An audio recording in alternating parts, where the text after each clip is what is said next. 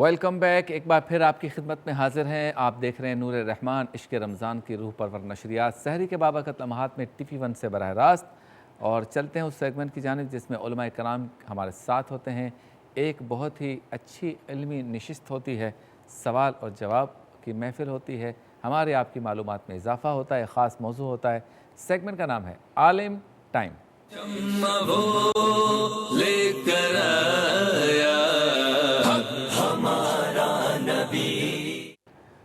آج عشرہ مغفرت کا آغاز ہے، تو آج اسی مناسبت سے ہمارا موضوع ہے مغفرت، اور موجود ہیں ہمارے ساتھ اس وقت 3 معزز علماء کرام۔ بائیں ہاتھ سے آغاز کروں گا، تعارف کی طرف چلتے ہیں۔ میرے ساتھ موجود ہیں آپ کے ہمارے ہم سب کے پسندیدہ حضرت علامہ مفتی محمد شاہد مدنی صاحب، السلام علیکم صاحب۔ اور ان کے ساتھ موجود ہیں ممتاز عالم دین شاعر بھی ہیں علامہ نثار اجاگر صاحب، آپ کو بھی السلام علیکم۔ وعلیکم السلام۔ دائیں ہاتھ پہ موجود ہے ایک اور خوبصورت انداز میں گفتگو کرنے والے حضرت علامہ مفتی محمد اسحاق مدنی صاحب، آپ کو بھی السلام علیکم۔ کچھ دیر میں انشاءاللہ تعالی علامہ سید مظفر شاہ قادری صاحب بھی تشریف لائیں گے۔ مغفرت کے حوالے سے اور عشرہ مغفرت کے حوالے سے گفتگو کرنی ہے، تو مفتی شاہد صاحب ذرا بنیادی گفتگو بتائیے۔ نیا عشرے کا آغاز ہو گیا، ہر آدمی یہی کہہ رہا ہے پتہ نہیں چلا پہلا عشرہ گزر گیا۔ اب پہلا عشرہ گزر گیا، اس کا ملال کرنا چاہیے، یا عشرہ رحمت کے جانے کے بعد عشرہ مغفرت کا استقبال کرتے ہوئے خوشی محسوس کرنی چاہیے، اور اس عشرے کو کیسے گزارنا چاہیے؟ بسم اللہ الرحمن الرحیم، هو القادر هو الحق هو المعین۔ ماہ رمضان المبارک کے جو 3 عشرے ہیں، ان کے بارے میں نبی کریم علیہ افضل الصلاۃ والتسلیم نے فرمایا اولہ رحمہ، اس کا اول رحمت ہے، وَأَوْسَطُهُ مغفرہ، اور اس کا درمیان بخشش ہے، وَآخِرُهُ عِتْقٌ مِّنَ النَّارِ، اور اس کا آخر جہنم سے آزادی ہے۔ عشرہ رحمت 10 رمضان المبارک کو مکمل ہوا، لیکن یہ یاد رکھیں کہ ان تینوں اقسام میں تفارق نہیں بلکہ تداخل ہے۔ تداخل کا معنی کیا ہے کہ عشرہ رحمت مکمل ہوا تو اس کا مطلب یہ نہیں ہے کہ رحمت ختم ہو گئی، بلکہ رحمت بخشش میں داخل ہو گئی۔ پھر جب عشرہ بخشش تکمیل تک پہنچے گا تو ایسا نہیں ہے کہ 20 رمضان کو بخشش ختم ہو جائے گی، بلکہ اب رحمت اور بخشش آزادی نار میں داخل ہو جائے گی۔ دوسرے عشرے میں جو ہمارے اکابر اولیاء سے دعا منقول ہے وہ یہ ہے کہ استغفر اللہ ربی من کل ذنب و اتوب الیہ، یعنی میں بخشش طلب کرتا ہوں اپنے رب سے ہر گناہ کی، اور اسی کی طرف رجوع کرتا ہوں۔ اسی سے ہے لفظ استغفار۔ استغفار کا معنی ہوتا ہے بخشش مانگنا، گناہوں سے توبہ کرنا۔ قرآن کریم فرقان حمید میں اللہ تبارک و تعالی نے فرمایا کہ ما کان اللہ لیعذبہم وانت فیہم وما کان اللہ معذبہم وہم یستغفرون، کہ اے محبوب جب تک آپ امت میں تشریف فرما ہیں تو اللہ کی یہ شان نہیں ہے کہ انہیں عذاب دے، وما کان اللہ معذبہم، اور اللہ انہیں عذاب دینے والا نہیں ہے، کب؟ وہم یستغفرون، اس حال میں کہ وہ استغفار کر رہے ہوں۔ یعنی جب امت مستغفرین ہو، استغفار کر رہی ہو، تو اللہ تبارک و تعالی انہیں عذاب نہیں دیتا۔ استغفار اللہ کی بہت بڑی نعمت ہے۔ شیطان نے جب کہا کہ میں انہیں بہکاتا رہوں گا، گمراہ کرتا رہوں گا، تو اللہ تبارک و تعالی نے فرمایا کہ میرے بندے جب تک مجھ سے بخشش مانگتے رہیں گے میں انہیں معاف کرتا رہوں گا۔ یہاں پر ایک بات میں عرض کرنا چاہوں گا کہ بخشش مانگنا، اللہ سے معافی مانگنا، استغفار کرنا بہت عظیم عبادت ہے، اور اس پر بڑا اجر ہے۔ لیکن بعض اوقات ہم جو استغفار ہے وہ شرعی تقاضوں کے مطابق نہیں کر رہے ہوتے۔ غالباً میں پڑھ رہا تھا حضرت رابعہ بصریہ رضی اللہ تعالی عنہا کے بارے میں، وہ فرما رہی تھی کہ ہمارے استغفار کو بھی استغفار کی ضرورت ہے۔ حضرت رابعہ بصریہ فرما رہی ہیں، تو ہمارا کیا حال ہوگا؟ یعنی وہ یہ کہہ رہی ہیں کہ جو ہم استغفار کرتے ہیں اس کو بھی استغفار کی ضرورت ہے، کیونکہ ہم زبانی کہہ رہے ہوتے ہیں، دل میں ندامت نہیں ہوتی۔ اسی طرح امام غزالی رحمہ اللہ نے ایک مقام پر بہت اچھی بات لکھی، آپ نے فرمایا کہ جب استغفار کی بات ہو تو استغفار سے پہلے ندامت ہے۔ اگر ندامت نہیں ہے اور بندہ زبانی طور پر استغفار کر رہا ہے تو وہ شرعی طور پر استغفار نہیں بلکہ اللہ سے استہزاء ہے۔ یہ بہت سخت بات آپ نے لکھی، یعنی یہ گویا کہ معاذ اللہ، اللہ تبارک و تعالی سے ایک طرح کا مذاق کرنا ہے کہ آپ کو اپنے برے عمل پر ندامت نہیں ہے اور زبانی جمع خرچ کر رہے ہیں؟ کیا اللہ تبارک و تعالیٰ دل کو نہیں جانتا؟ تو اس لیے جب بھی استغفار کا معاملہ آئے تو سب سے پہلے تو یہ یاد رکھیں کہ اگر تقاضۂ بشریت سے غلطی ہو جائے تو فوراً اس پر ندامت ہو اور صدق دل کے ساتھ توبہ ہو۔ یہ جو عشرہ چل رہا ہے یہ عشرہ بخشش ہے، عشرہ مغفرت ہے۔ اس میں ہم سب کو چاہیے کہ ہم رو رو کر ندامت کے ساتھ اللہ کی بارگاہ میں رجوع کریں۔ آپ دیکھیے 10 روز گزرے، جیسا کہ آپ نے کہا، خبر ہی نہیں ہوئی کیسے 10 روز ختم ہوئے، ہم 11ویں روزے میں داخل ہو گئے اور 20 روزوں کا اب پتہ بھی نہیں چلے گا۔ تو کہیں ایسا نہ ہو کہ ایک بار پھر رمضان ہمارے درمیان سے یوں رخصت ہو کہ ہماری بخشش نہ ہو، اور اگر بخشش نہ ہوئی تو پھر یوں سمجھ لیجئے کہ زندگی کا کوئی فائدہ نہیں ہے۔ بخشش جو ہے وہ نجات کا ذریعہ ہے۔ تو جب بندہ نادم ہو کر اپنے رب سے معافی مانگتا ہے، بخشش طلب کرتا ہے، توبہ کرتا ہے، ندامت کو اختیار کرتا ہے، تو اللہ تبارک و تعالیٰ اس کی توبہ کو قبول فرماتا ہے۔ اور صوفیہ کا یہ طریقہ کار رہا ہے کہ لمحہ بلمحہ، چونکہ دیکھیں ایک بار توبہ کی یا ایک بار جو ہے وہ اپنے ذہن کو درست کیا تو اس کا یہ مطلب نہیں ہے کہ لمحہ ثانیہ میں پھر ذہن خراب نہیں ہوگا۔ یہ ایک جسم اور روح کی جنگ ہے، یا نفس اور روح کی جنگ ہے کہ جسے ہمیں لمحہ و لحظہ میں لڑنا ہے، کہ بار بار نفس بہکائے گا، ہم نے بار بار رب کی طرف رجوع کرنا ہے۔ البتہ اگر صدق دل کے ساتھ، ندامت کے ساتھ، استغفار حقیقی جسے کہا جاتا ہے، اس کے ساتھ بندہ دن میں 70 بار اللہ کی بارگاہ میں رجوع کرے تو اللہ تعالیٰ 70 بار معاف فرماتا ہے۔ کیونکہ یہ شیطان کا ایک بہت بڑا حملہ ہوتا ہے کہ جب بندہ متکرر گناہ کر رہا ہوتا ہے تو شیطان یہ چاہتا ہے کہ میں اسے اب غافل کر چھوڑوں۔ وہ کہتے ہیں تو نے اتنی بار توبہ کی ہے، پھر تو نے یہی گناہ کر لیا ہے، اب تو بار بار شراب پی رہا ہے، پیتا رہے، بار بار بدکاری کر رہا ہے، کرتا رہے، بار بار جھوٹ بول رہا ہے، جھوٹ بولتا رہے۔ یہ بہت بڑا وار ہوتا ہے جس کے ذریعے شیطان بعض اوقات آدمی کو کفر تک لے جاتا ہے۔ تو یہاں پر یہ بات ملحوظ نگاہ رہنی چاہیے کہ میرے گناہ اگرچہ متکرر ہیں، بار بار ہیں، کئی بار ہیں، ہزاروں بار ہیں، لیکن میرے گناہ اللہ کی رحمت سے کم ہیں۔ وسعت رحمتی علی غضبی، میری رحمت میرے غضب پر سبقت لے گئی۔ وسعت رحمتی علی کل شیء، میری رحمت ہر چیز پر سبقت لے گئی۔ تو بار بار جب ہم رجوع کریں گے، توبہ کریں گے، استغفار کریں گے تو بہترین ہے۔ اس کا بہتر طریقہ کار یہ ہے کہ ہر نماز کے بعد اگر ممکن ہو تو 100 بار استغفر اللہ ربی من کل ذنب و اتوب الیہ پڑھیں۔ اسی طرح جب رات کو سونے کا ارادہ ہے تو سونے سے پہلے 100 بار استغفر اللہ ربی من کل ذنب و اتوب الیہ پڑھیں۔ یہ صرف ایک دعا یا صرف ایک وظیفہ یا صرف ایک عمل نہیں ہے، بلکہ یوں سمجھیے کہ یہ ایک روحانی حصار ہے کہ جس کے سبب اللہ تبارک و تعالی آپ کو نیکیوں کی توفیق عطا فرماتا ہے۔ اور میں اکثر یہ بات کہتا ہوں کہ کوئی بھی کام اللہ کی توفیق کے بغیر ہو ہی نہیں سکتا، اور نبی کریم صلی اللہ علیہ وسلم کی سنت مبارکہ، سنت کریمہ یہی ہے کہ آپ توفیق کو طلب کیا کرتے تھے۔ ہماری زندگی میں کئی ایسی چیزیں ہوتی ہیں کہ ہم بہت کوشش کرتے ہیں، کام نہیں ہوتا، اور بعض اوقات ایسا ہوتا ہے کہ ہم خود حیران ہوتے ہیں کہ یہ کام کیسے ہو گیا۔ وہ نہیں ہو رہا تھا تب جب توفیق نہیں تھی، اور جب توفیق ملی تو میلان قلب بھی ہو گیا، وہ مشقت آسانی میں بھی تبدیل ہو گئی، اور لمحات و لحظات کے اندر برکت بھی آ گئی، اور اللہ نے اس کام کو تکمیل تک بھی پہنچا دیا۔ تو ہر چیز کے اندر، ہر خیر کے کام میں اللہ کی بارگاہ میں دعا کریں کہ مولا تو ہی توفیق دینے والا ہے، اس کام کی مجھے توفیق عطا فرما، تو انشاءاللہ الجلیل دنیا بھی بہتر ہوگی اور آخرت بھی بہتر ہوگی۔ بہت خوب، تو عشرہ مغفرت کا آغاز ہو گیا۔ مغفرت آج، استغفار آج ہمارا موضوع ہے عالم ٹائم کا۔ خوش آمدید کہتا ہوں، حضرت علامہ پیر سید مظفر شاہ قادری صاحب بھی تشریف لا چکے ہیں۔ السلام علیکم شاہ صاحب، بہت شکریہ آپ تشریف لائے۔ چلتے ہیں بریک کی جانب، بریک کے بعد جب واپس لوٹیں گے اسی موضوع پہ گفتگو کریں گے مختصر سے وقفے کے بعد۔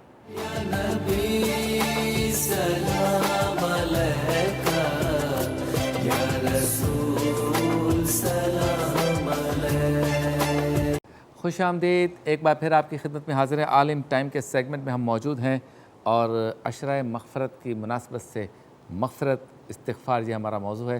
اچھا شاہ صاحب یہ بتائیں کہ بنیادی بات تو مفتی صاحب نے بتا دی، بیان کر دی، سرکار دو عالم صلی اللہ علیہ وسلم وجہ تخلیق کائنات ہیں، جنت تقسیم کرنے والے ہیں، ان سے بھی مغفرت، استغفار ان کا مطلب روایتوں میں ان کا یہ معمول نظر آتا ہے؟ دیکھیے ابھی مفتی صاحب قبلہ مدد ذلہ نے پوری تفسیر اس کی بتائی، اور اس بات کو ذکر کیا کہ استغفار خود ایک عبادت ہے، اور یہ اعظم الاذکار و وظائف میں سے ہے۔ یعنی استغفار خود جو اللہ رب العالمین کی بارگاہ میں اپنے آپ کو کمتر یقین کرنا اور اس کی کبر اور اس کی بڑائی کو بیان کرنا، یہ خود ایک عبادت ہے۔ تو استغفار اللہ رب العالمین کی بارگاہ میں نادم ہونا، شرمندہ ہونا، خود اس کی کبریائی اور اس کی بڑائی کا ایک اعلان ہے۔ صحیح۔ جناب رسول مکرم صلی اللہ علیہ وسلم معصوم ہیں اور آپ سے گناہ نہیں ہو سکتا، بے شک۔ لیکن حسنات الابرار سیئات المقربین کے لیے حضور سید عالم صلی اللہ علیہ وسلم استغفار فرماتے ہیں، اور اس استغفار کی بات علامہ ابن حجر اسقلانی نے یہ لکھی ہے کہ سرکار کریم علیہ السلام کا دن میں 70 دفعہ یا 100 دفعہ استغفار کرنا یہ امت کی جانب سے استغفار ہے۔ اچھا، ایک اس کی تعویل یہ بھی ہے، ایک امت کی جانب سے استغفار ہے، اور ایک یہ ہے کہ وَلَلْآخِرَةُ خَيْرٌ لَكَ مِنَ الْأُولَىٰ، یہ خود وظیفہ اور یہ خود ذکر آپ کے مراتب اور آپ کی قرب کی جو منزلتیں ہیں اس کو اور بڑھاتا ہے۔ واہ واہ، تو یہ اس کی وجہ ہے، یعنی ہمارا استغفار کرنا تو وہ تو خالصتاً ہم سے گناہ ہو ہی جاتا ہے، اور وہ گناہ وہی ہے جو ارادتاً اور عمد ہو، ہم جان بوجھ کے کر جاتے ہیں، اور پھر اس پر گویا کہ ہم استغفار کرتے ہیں، جیسا مقرر ہونے کی بات ہوئی کہ تکرار کو اللہ رب العالمین جل والا معاف فرما دیتا ہے، اصرار کو معاف نہیں کرتا۔ تکرار یہ ہے کہ گناہ کا سرزد ہو جانا علیاذ باللہ، اس کے بعد جس طرح ابن صاحب بھی ذکر کر رہے تھے، حدیث پاک میں حضرت عائشہ صدیقہ فرماتی میری ماں کہ التوبہ هو الندامہ، توبہ شرمندگی کا نام ہے۔ صحیح، جب تک گلٹی فیل نہیں کریں گے، اپنے قصور کو نہیں مانیں گے، تو پھر معافی کیسی ہوگی؟ ہاں، تو اعتراف جرم تو ہونا چاہیے، اعتراف جرم ہی وہ ندامت ہے نا، اور پھر زبان سے ایکسکیوز کرنا، زبان سے وہ استغفار کے کلمات کہنا۔ تو اگر بندہ گناہ کے بعد اس قسم کا اس کا دل خجل خجی جاتا ہے، گلٹی فیل کرتا ہے، نفرت ہو جاتی ہے، وہ کام بالکل ہیچ اور اس سے بالکل نفرت اور اپنے آپ سے کہ یہ میں نے کیا گھنونا کام اور گندا کام کر دیا ہے، تو یہ ہے وہ ندامت کی تصویر، یہ ہے وہ ندامت کی تعبیر۔ واہ واہ، یہ خود گویا کہ توبہ کا درجہ رکھتی ہے، اور اس کے بعد بندہ استغفار کے جملے زبان سے کہتا ہے۔ اصرار یہ ہے کہ جس طرح بھی مصعب نے بہت اچھا اشارہ کیا کہ بندہ جب بار بار توبہ کرتا ہے تو انسان کو شیطان اس وسوسے میں لاتا ہے کہ تو نے اتنی توبہ تو کر ہی لی، اب تجھے اور کیا ضرورت ہے، اب تو یہ کام کرتا رہے، تیرے تو سارے گناہ معاف ہو گئے۔ تو اصرار کا معنی ہے، ہمارے وہاں یہ ذکر کیا علماء نے کہ صغیرہ پر تکرار کی جائے تو وہ کبیرہ ہو جاتا ہے۔ تو ہمارے اکثر علماء نے فرمایا بات یہ نہیں ہے کہ صغیرہ کبیرہ، صغیرے کی تکرار کبیرہ نہیں کرتی، بلکہ صغیرے پر اصرار اس کو کبیرہ کر دیتا ہے۔ اصرار سے مراد اس کو ہلکا جانا، بھائی صغیرہ تو ہے نا، کوئی کبیرہ تو ہے نہیں، اس سے کیا ہوتا ہے؟ ہاں، تو اس نافرمانی کو ہلکا جاننا ہی اس کو کبیرہ بنا دیتا ہے، اور اس پر جو کہ استغفار واجب ہو جاتا ہے۔ تو لہٰذا دیکھیے آپ اس کو کہ جناب رسول کریم صلی اللہ علیہ وسلم کا فرمان ہے کہ ایمان جو ہے وہ خوف اور امید کے درمیان رچی بسی کیفیت کا نام ہے۔ امید بھی اللہ سے کرنی ہے اور خوف بھی اللہ رب العالمین جل وعلا سے رکھنا۔ صالحین کا خوف یہ ہے جیسے محبوب کا خوف ہوتا ہے کہ میری کسی حرکت سے وہ ناراض نہ ہو جائے، ہاں، تو وہ اللہ رب العالمین کی ذات جو مقصود ہے اسی کی رضا کے لیے وہ کام کرتے ہیں کہ میرے اس فعل سے میرا رب ناراض نہ ہو جائے، تو یہ اس کا خوف ہے۔ ہاں، اور ہمارا خوف یہ ہوتا ہے کہ یہ کریں گے تو جہنم میں جلا دیا جائے گا، عذاب قبر دے دیا جائے گا، لیکن خیر خوف جو ہے اس کے انتقام کا، کہ جو سزا ہے پنشمنٹ کا، یہ ہوتا ہے۔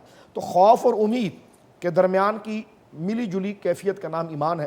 سرکار فاروق اعظم نے اس کو بہت اچھی انداز میں ایکسپلین کیا۔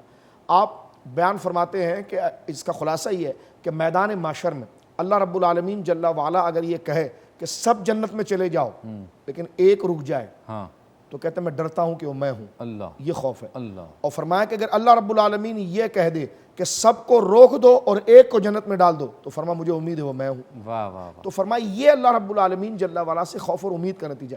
مشکات شریف میں ایک بڑی مبارک حدیث ایک دفعہ میں دیکھ رہا تھا کہ خوف اور امید پر جناب رسول کریم صلی اللہ علیہ وسلم نے ایک واقعہ ذکر کیا۔ اللہ رب العالمین جل وعلا نے دو بندوں کو طلب کیا، جہنم سے بلایا ان کو، اور فرشتے ان کو جہنم سے نکال کر اللہ رب العالمین جل وعلا کے سامنے لا کر کھڑا کر دیے۔ بات ان سے رب نے کوئی نہیں فرمائی، بلکہ دونوں کو پھر کہا کہ دوبارہ چلے جاؤ۔ اچھا، تو ایک چلا گیا، ایک رک گیا۔ ہاں، تو جو چلا جا رہا تھا نا، اس سے اللہ نے پوچھا کہ تو کیوں گیا؟ کہا تو مالک ہے، تو قادر مطلق ہے، تیرے احکام کی پابندی مجھ پر ہے، میں تو تجھ سے ڈرتا ہوں، اس لیے میں دوبارہ چلا گیا۔ اور اس سے کہا کہ تو کیوں نہیں گیا؟ تو کریم ہے، رحیم ہے، جب تو نکال دیتا تو دوبارہ کیوں بھیجتا ہے؟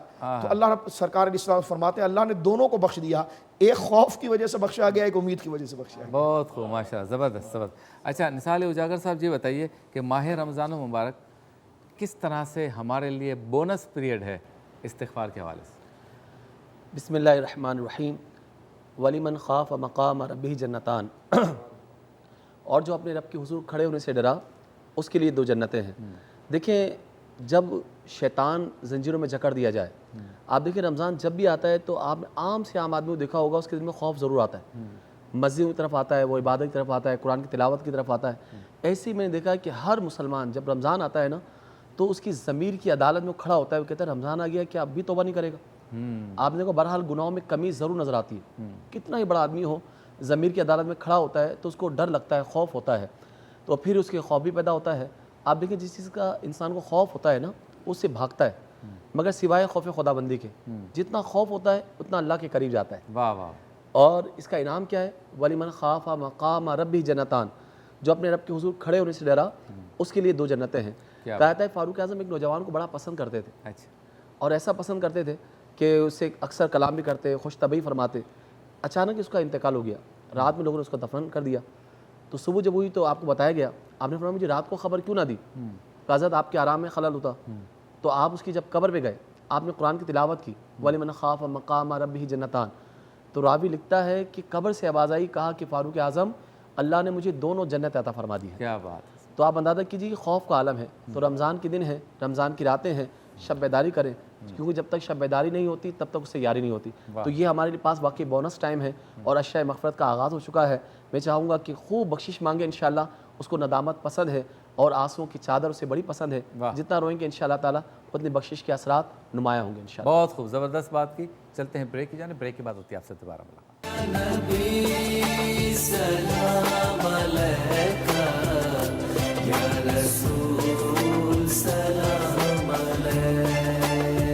عشرۂ مغفرت اور موضوع ہے استغفار مغفرت۔ اچھا مفتی صاحب یہ بتائیں کہ شرائط کیا ہیں استغفار کرنے کی یا توبہ کرنے کی؟ بسم اللہ الرحمن الرحیم۔ دیکھیں توبہ کا جو رکن ہے بنیادی وہ تو ہے ندامت، جیسا کہ حدیث مبارکہ شاہ صاحب نے پڑھی کہ الندم توبۃ، لیکن بنیادی طور پر توبہ کا تعلق 3 زمانوں کے ساتھ ہے۔ 3 زمانے ہوتے ہیں، ماضی، حال اور مستقبل۔ ماضی کے ساتھ یوں تعلق ہے کہ جو ماضی میں گناہ سرزد ہوا اس پر ندامت ہو، ٹھیک ہے۔ حال کے ساتھ اس کا یہ تعلق ہے کہ اس گناہ کو چھوڑ چکا ہو، اور مستقبل کے ساتھ اس کا یہ تعلق ہے کہ اس گناہ کو نہ کرنے کا عزم صمیم ہو۔ واہ واہ، اگر یہ تینوں چیزیں جمع ہوں گی تو توبہ مکمل ہوگی۔ اگر ان میں سے کوئی ایک چیز بھی مفقود ہے، مثال کے طور پر گناہ سرزد ہوا حال میں، ماضی میں جو حال میں گناہ کر رہا ہے اور ماضی پر ندامت نہیں ہے تو وہ توبہ نہیں ہے، ماضی پر ندامت ہے لیکن حال میں گناہ کو جاری رکھے ہوئے ہے تو بھی توبہ نہیں ہے، ماضی پر ندامت ہے، حال میں گناہ کو چھوڑ دیا لیکن دل میں کہیں یہ خیال موجود ہے کہ اگر موقع ملا تو پھر یہ کروں گا، تو جب دل میں یہ بات اور یہ خیال موجود ہے تو اللہ تبارک و تعالی جانتا ہے تو بھی توبہ نہیں ہے۔ اسی لیے قرآن میں جہاں پر توبہ کا حکم ہے تو فرمایا یا ایھا الذین آمنوا توبوا الی اللہ توبۃ نصوحا، کہ اے ایمان والو اللہ کی طرف توبۃ النصوح کرو۔ تو یہی توبۃ النصوح ہے کہ جس میں ماضی پر ندامت ہو، حال میں اس گناہ کو چھوڑ چکا ہو اور مستقبل میں اس گناہ کو نہ کرنے کا عزم صمیم ہو۔ اور اس حوالے سے میں یہ عرض کروں کہ جو صغائر اور کبائر، شاہ صاحب نے ایک خوبصورت بحث کی طرف اشارہ کیا کہ صغیرہ جو ہے اس پر اصرار اسے کبیرہ بنا دیتا ہے، جس کی تعبیر بعض لوگ یہ کرتے ہیں کہ تکرار اسے کبیرہ بنا دیتا ہے، جبکہ بعض اہل نظر یہ کہتے ہیں کہ صغیرہ اور کبیرہ کی تقسیم ہمارے نزدیک ہے ہی نہیں۔ ہم تو یہ دیکھتے ہیں کہ نافرمانی اللہ کی ہے، تو اللہ کی نافرمانی صغیرہ کیسے ہو سکتا ہے؟ صوفیہ کا یہ پوائنٹ آف ویو ہوا کرتا تھا۔ تو جب ہم اس طرح چیزوں کو دیکھیں اور اگر ہم اپنے آپ کو حصار نوافل میں رکھیں، حصار اذکار میں رکھیں، صحبت صلحاء میں رکھیں، تو یہ 3 چیزیں ایسی ہیں کہ جب آپ طبعی طور پر عادتاً اذکار کر رہے ہوتے ہیں، آپ طبعی طور پر عادتاً جو ہے صوفیہ اور اہل اللہ کی اور نیک لوگوں کی صحبت اختیار کر رہے ہوتے ہیں، اور آپ فرائض و واجبات کی پابندی کر رہے ہوتے ہیں، تو یہ نیکیاں آپ کو گناہوں سے بچا لیتی ہیں۔ ورنہ ہوتا یہ ہے کہ آپ ایک گناہ کرتے ہیں، پھر دوسرا گناہ کرتے ہیں، بالآخر نفس جو ہے وہ گناہوں پر دیدہ دلیر ہو جاتا ہے، اور پھر ایک وقت ایسا آتا ہے کہ مہر لگ جاتی ہے، اور وہ گناہ، کئی ایسے گناہ ہیں ہمارے معاشرے میں آپ دیکھیے کہ بعض لوگ اسے گناہ سمجھتے ہی نہیں ہیں، یہ تو روٹین کی چیز ہے جی، یہ تو جب اللہ کی بارگاہ میں پہنچیں گے تو آپ کو پتہ چلے گا کہ آپ نے کتنے بڑے گناہ کا ارتکاب کیا ہے۔ اور یہ جو دیدہ دلیری آتی ہے یہ صحبت کی وجہ سے آتی ہے، یعنی جو شخص جری لوگوں کے ساتھ بیٹھتا ہوگا، یعنی جو عادتاً شراب پینے والا ہے، عادتاً بدکاری کرنے والا ہے، عادتاً جوا کھیلنے والا ہے، اس کی صحبت میں بیٹھنے والا دیکھے کہ وہ ہفتے بعد ان عادتوں کے اندر مضبوط ہو چکا ہوگا۔ اسی لیے نبی کریم علیہ افضل अफ़्ज़लुस्सलाति व तस्लीम ने फरमाया कि अस्सुहबतु मुअस्सिरतुन, सोहबत असर रखती है, रंग जो है वो सोहबत से चढ़ता है। अगर अच्छी सोहबत में बैठेंगे तो अच्छा रंग चढ़ेगा, अगर बुरी सोहबत में बैठेंगे तो बुरा रंग चढ़ेगा। और आज के दौर में जो गुनाहों की तरफ कसरत से मैलान है, उसका एक बुनियादी सबब बुरी सोहबत है। वो लड़के, वो नौजवान बच्चे जो बुरी सोहबतों में जाकर बैठ रहे होते हैं, वो बिल आखिर गुनाह में मुब्तला हो जाते हैं और फिर वो गुनाह आगे उनकी ज़ात से जारी होना शुरू हो जाता है। तो वालिदैन जो अपने बच्चों को गुनाहों से बचाना चाहते हैं, नेक बनाना चाहते हैं, तो उन्हें चाहिए कि वो अपने बच्चों को अहलुल्लाह की सोहबत करवाएं। यहाँ पर एक चीज़ मैं ज़रूर कहना चाहूँगा कि जो अहलुल्लाह से मुराद मतलब आज के दौर के उलमा को अगर हम ले लें या आज के दौर के अइम्मा को ले लें, मसाजिद को जो इमाम होते हैं, इन्हें भी चाहिए कि ये अपनी गुफ्तगू को तसव्वुफ़ से आरास्ता करें। अब होता क्या है कि बाज़ औक़ात न्यू जनरेशन आती है, वो चाहती है कि हम इमाम साहब के पास बैठें, तो कुछ सीखें, कुछ सीखें, हम इनकी सोहबत को इख्तियार करें, लेकिन वो बाज़ औक़ात लतीफ़े सुना रहे होते हैं, बाज़ औक़ात इधर उधर की बातें कर रहे होते हैं, बाज़ औक़ात ग़ीबत कर रहे होते हैं, बाज़ औक़ात जो है वो ग्रुप बंदियों के अंदर मसरूफ़ होते हैं।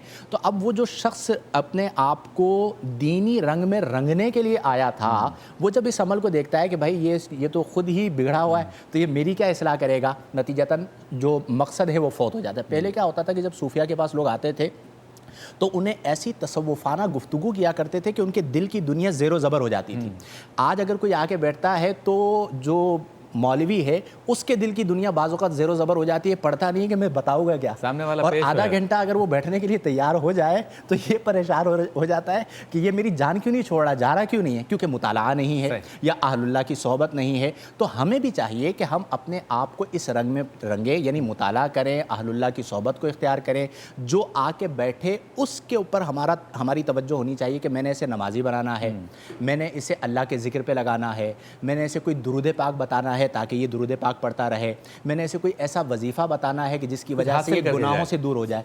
और मैंने इसको मुजर्रब में, ये आपको तजरबतन बात बता रहा हूँ, मैं ऐसे 20 अफराद को जानता हूँ कि जिनको छोटे छोटे वजीफ़े बताए गए क़िबला शाह साहब, और वो ऐसे वज़ाइफ पे लगे हैं कि गुज़िश्ता कई सालों से मैं उन्हें 41 दिन का वजीफ़ा देता हूँ, हर 41 दिन के बाद कॉल आई भी होती है, ये वजीफ़ा हो गया, अगला बता दीजिए, और 20 अस्माए सिफ़ात के और दीगर चीज़ों के वज़ाइफ कर ले। अब उसकी बरक़ात भी हासिल हो रही हैं और वो दीन से जुड़ा हुआ भी है। तो बुनियादी तौर पर इन चीज़ों को हमें इख्तियार करना चाहिए। क्या बात है। मुलाकात होती है मुख्तसर से वक्फे के।